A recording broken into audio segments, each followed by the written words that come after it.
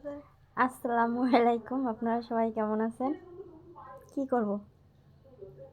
তুমি কও, তোমারটা শুনি আগে, তারপরে প্রশ্নের উত্তর দিই। আচ্ছা, নামাজ পড়লে বুকে হাত দেয় না, তাইলে কি পায়ে হাত দেয়? নামাজ পড়ার সময় যে কমেন্ট করছে, কমেন্টের উত্তর হ্যাঁ, দিছে আপু। কমেন্টটা করছে হচ্ছে, আপু নামাজ তো পড়ছেন, ভুল করে বুকে হাত বাঁধছেন কেন? তাহলে হাতটা কই দিব? তাহলে আপনারা সবাই কমেন্টে বলবেন যে নামাজ পড়ার সময় হাত কই দিতে হয়।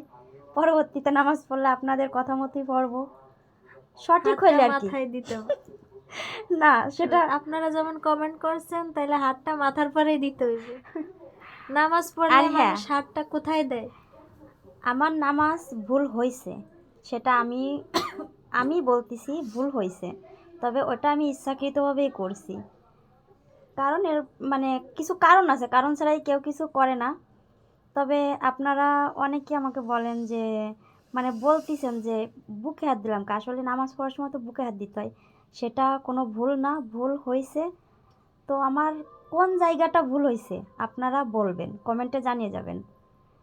আপনাদের কথা ঠিক হলে আমি বলবো যে হ্যাঁ ঠিক হয়েছে, আর না হইলে আমি আপনাদের প্রশ্নের উত্তর আবারও দিব যে আমি কোন জায়গাটা ভুল করছি। ঠিক আছে? তো বুকে হাত দিলাম কেন, এটা কোনো প্রশ্নের উত্তর না। ঠিক আছে, নামাজ পড়তে গেলে বুকে হাত দিয়ে, বুকেই হাত হাত দিতে বেঁধে পরে নামাজ পড়তে হবে। কিন্তু এই যে নতুন দেখলাম যে বুকে হাত বাঁধলাম কেন, সেই প্রশ্ন করতেছেন। যাই হোক, তো সবাই ভালো থাকবেন, সুস্থ থাকবেন, আল্লাহ হাফেজ।